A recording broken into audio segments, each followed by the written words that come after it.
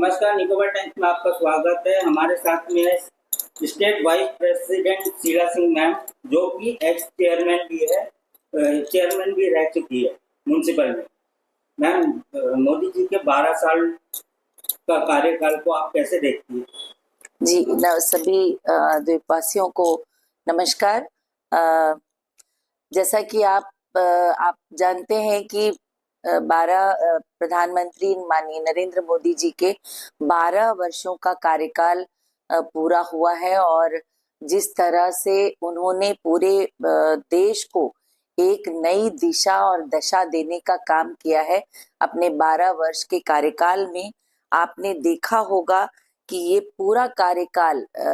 मूल्यांकन हम करें तो बड़े निर्णयों का, व्यापक सुधारों का और एक कुशल नेतृत्व का काल रहा है।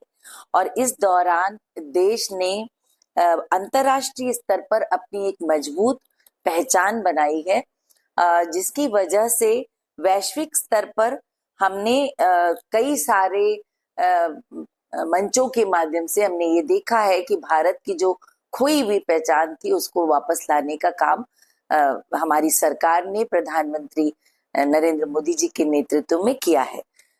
देश में हाईवे, रेलवे, एयरपोर्ट्स आदि के क्षेत्र में जिस तरह से सुधार, तेजी से विस्तार के साथ सुधार हुआ है और डिजिटल इंडिया का जो नारा देते हुए इस अभियान के तहत जो बदलाव हमने गांव-गांव में, देश के गांव-गांव में दूर दराज के तक देखे हैं, वो पूरे विश्व में एक हमारी अलग पहचान बनाने में सफल रहा है। भारत आज दुनिया की प्रमुख अर्थव्यवस्थाओं में शामिल हुआ है और आवास योजना, उज्ज्वला योजना, स्वच्छ भारत अभियान, जनधन योजना, जो योजनाएं चलाई गई थी पिछले 12 सालों से, उससे जो हमारी भारतीय जनता पार्टी की जो हमारी विचारधारा है कि अंत्योदय की जो विचारधारा है, उस पर कुशलता पूर्वक हमने, और मैं कह सकती हूँ आज जब से ये योजनाएं चलाई गई तो इन 12 सालों में हम सफलता पूर्वक अपने उस ध्येय तक, उस मंजिल तक पहुंचे हैं। तो क्योंकि हमारा अंत्योदय की तो परिकल्पना ही यही है कि समाज में जो गरीब से गरीब लोग हैं, अपनी सरकार द्वारा जो चलाई जाई योजनाओं का लाभ उन तक पहुंचे और इसमें हम सफल रहे हैं कहीं ना कहीं, क्योंकि इसी की वजह से आज देश में आप देख रहे हैं कि लगभग 25 करोड़ की आबादी जो है वो गरीबी रेखा के ऊपर आई है और लोगों को हमने मुख्य धारा से जोड़ने का काम किया है। डिजिटल इंडिया के तहत डिजिटल पेमेंट, जिसकी एक अलग ही पहचान पूरे विश्व में बनी, जिस तरह से हमारे देश में एक छोटे से छोटे सब्जी बेचने वाला हो, मछली बेचने वाली महिला हो या फिर कोई और रोजगार कर रहा हो, हर पेमेंट जो है उसका ट्रांजैक्शन जो है डिजिटल माध्यम से हो रहा है। और इसके साथ ही जो स्टार्टअप्स की बात करें, मुद्रा लोन की जो व्यवस्था की गई, उससे खासकर हमारी महिलाओं को, हमारी बहनों को लगभग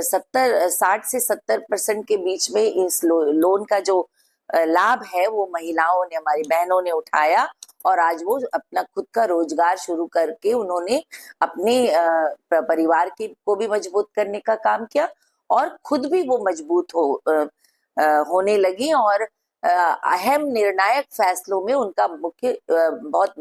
महत्वपूर्ण योगदान दिखाई दे रहा है। नारी शक्ति वंदन अधिनियम की बात मैं जरूर करूंगी कि बहुत बड़े बड़े निर्णायक फैसले सरकार ने लिए मोदी जी के नेतृत्व में, लेकिन उसमें जो महिलाओं को सशक्त बनाने के लिए जो नारी वंदन अधिनियम बिल लाया गया, वो एक बहुत महत्वपूर्ण कदम सरकार का हमारा है और जिसकी वजह से हमारे देश में विधानसभा से लेकर लोकसभा में हमारी महिलाओं के लिए आरक्षण 33% वो कंपलसरी हो गया है। अब उसको कैसे, किस तरह से लागू करती है सरकार, तो आप देखेंगे कि इसके बाद में और भी बड़े बदलाव हर क्षेत्र में आपको दिखाई देंगे निश्चित तौर पर, और हमारे लिए बहुत ही बड़े गर्व की बात है। हमारे द्वीपों में भी विकास और सशक्तिकरण का दौर रहा है इन 12 सालों में, और यहाँ भी सबसे महत्वपूर्ण कनेक्टिविटी की जो समस्या थी हमारी, जिस तरह से ऑप्टिकल ओएफसी केबल के बाद में, और वो भी ऐसे समय में जब पूरा विश्व कोरोना के दौर से गुजर रहा था, कोविड के दौर से। और हमारे लिए तो ये बहुत बड़ी समस्या थी, क्योंकि हम इससे पहले आपने देखा होगा कि नेटवर्क की ऐसी समस्या होती थी कि हम मुख्य भूमि में अपने लोगों से बात करना, अपने बच्चों से बात करना हमारे लिए बहुत मुश्किल होता था। और ये बहुत बड़ी हम प्रधानमंत्री की देन रही है, हम उनका बहुत बहुत धन्यवाद करना चाहेंगे कि कोरोना के जस्ट पहले हमारा ओएफसी का काम खत्म हुआ, जिसकी वजह से जब लॉकडाउन हुआ तो हमारे यहाँ द्वीपवासियों को इस जो नेटवर्क की वजह से इतनी सुविधा मिली कि हम एक दूसरे से आम बाकी देश के राज्यों की तरह हम अपने क्षेत्र में भी, अपने द्वीपों में भी अपने लोगों से कनेक्टेड रहे। हमारे बच्चे भी जो यहाँ आ गए थे वापस, जो जॉब में थे या पढ़ रहे थे, ऑनलाइन व्यवस्था उनके लिए भी जैसे बाकी राज्यों में थी, वैसे हमारे बच्चों को भी ये सुविधा मिली केवल की वजह से कि वो यहाँ बैठकर भी अपना काम भी कर पाए और अपनी पढ़ाई लिखाई भी कर पाए। इसके अलावा भी हमारे यहाँ पर देखिए बहुत सारे सड़कों का जैसे कि आप अभी हमारे जो माननीय सांसद महोदय जी की सहायता से उन्होंने सीआरएफ फंड के जरिए और प्रधानमंत्री ग्रामीण सड़क योजनाओं के तहत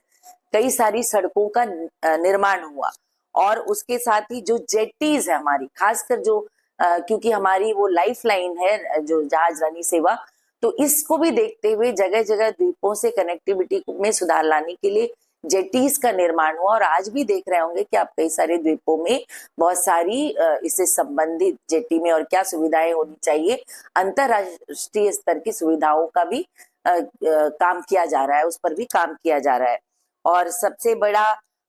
हमारा था कि इस यहाँ पर जो ऑनलाइन सेवाएं और डिजिटल सेवाएं गांव तक पहुंची हैं। अभी मैं कल हमारे मिडिल अंडमान का दौरा करके आई हूँ, वहां भी मैंने देखा कि डिजिटली कितने अच्छी तरीके से वहां भी लोग जुड़े हुए हैं, अपना हर काम ऑनलाइन और डिजिटल तरीके से कर रहे हैं। सारी सुविधाएं सीआरसी के जरिए बहुत अच्छी तरीके से उन्हें भी मिल रही हैं। और इसके साथ ही जो होटल्स है, होटल रिजॉर्ट्स और ट्रांसपोर्ट सेक्टर, इसमें भी रोजगार बढ़ा है।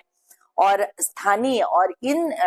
टूरिज्म और होटल्स और रिजॉर्ट्स की वजह से जो टूरिज्म में हमारा बढ़ावा मिला है, जिसकी वजह से जो हमारे स्थानीय बच्चे हैं वो रोजगार के उनको कई सारे अवसर मिले हैं। आप आज के समय में आप देख रहे होंगे वाटर स्पोर्ट्स की जो गतिविधियां हैं, जो हमारे यहाँ पर टूरिस्ट आते हैं या फिर हमारे यहाँ के स्थानीय लोग हैं, वो वीकेंड्स में जब जा रहे हैं तो उन्हें वाटर एक्टिविटीज के लिए काफी सारे उनको अवसर मिलते हैं, बहुत सारी चीजें उनको मिलती हैं जो उसका फायदा वो भी उठाते हैं। और हमारे बच्चों को भी वाटर स्पोर्ट्स संबंधित कई सारी द्वीपों में ये व्यवस्था हुई है, तो उन्हें रोजगार का भी अवसर मिला है और टूरिज्म भी हमारा उससे बूस्ट हो रहा है। और हॉस्पिटैलिटी की द्वारा वो अपना रोजगार बहुत अच्छे तरीके से चला पा रहे हैं। आपने जहां तक पूछा कि एनएच की बात की और इलेक्ट्रिसिटी की, इस दिशा में भी बहुत पुरानी जो हमारी एक समस्या इलेक्ट्रिसिटी की रही है, तो उसके लिए भी आपने देखा कि पिछले दिनों प्रशासन के द्वारा बहुत ज्यादा हमारे पार्टी की तरफ से भी, हमारे माननीय अध्यक्ष जी अनिल तिवारी जी की ओर से भी कई बार इस मैटर को लेकर परस्यू किया गया हमारे राज्यपाल, उपराज्यपाल जी से और बाकी प्रशासन के विभागों के अलग अलग हमारे सेक्रेटरीज के साथ में। तो उसके बाद भी काफी सुधार हुआ था। लेकिन हम भी ये चाहते हैं, भारतीय जनता पार्टी भी अपने सारे कार्यकर्ताओं के साथ ये चाहती है कि इसका भी एक परमानेंट सॉल्यूशन होना चाहिए। अब इसके लिए भी किस तरह से केबल के द्वारा, ग्रिड बिछाए के द्वारा हम सरकार हमारा प्रयास कर रही है। हम ये उम्मीद करते हैं कि जल्द ही हम अपने इस लक्ष्य को भी प्राप्त कर पाएंगे और हमारे द्वीपों में जो बिजली की समस्या है वो भी हम दूर कर पाएंगे। एनएच की बात है तो आपने बहुत सारे मंचों पर आपने ये इस बात को आप लोगों ने उठाया है, मीडिया ने समय समय पर, और इसका जवाब भी हमारे अध्यक्ष जी ने भी दिया है। हम लोगों ने भी बताया है कि सब जो पहले स्थिति थी जब एनएच का काम शुरू हुआ था, तो यहाँ बहुत सारी भौगोलिक परेशानियां हैं, भौगोलिक स्थिति हमारी ऐसी है कि जिसके वजह से काम करने में परेशानी होती है। सरकार की ओर से कोई कमी नहीं रही है। मैं ये मानती हूँ कि सरकार को जो हमारी डिमांड थी, यहाँ के लोगों की जो बहुत पुरानी डिमांड थी, उसको पूरा करने में सरकार ने अपना अपना पक्ष बहुत अच्छी तरीके से रखा। चाहे वो राशि का आवंटन हो इसलिए इसके लिए, या फिर टेंडरिंग का प्रोसेस हो, हर कुछ करवाया। लेकिन वहां पे कहाँ कमी रह गई उसको भी सुधार करने के लिए अभी फिर से जब हमारे विष्णु जी एमपी बने, उसके बाद भी लगातार परस्यू हुआ। हमारे पूर्व अध्यक्षों ने, भारतीय जनता पार्टी के पूर्व अध्यक्षों ने भी और वर्तमान अध्यक्ष ने भी इस विषय को लेकर कई बार सरकार के समक्ष और संबंधित मंत्रालयों से बातचीत की, और इसको लेकर फिर से राशि का मुहैया कराई गई। हमारे करोड़ों रुपए मुहैया करवाए गए और उस दिशा में भी लगातार काम चल रहा है। हमारी कोशिश तो ये होनी चाहिए थी कि जिसने भी टेंडर लिया है वो बरसात के पहले ये काम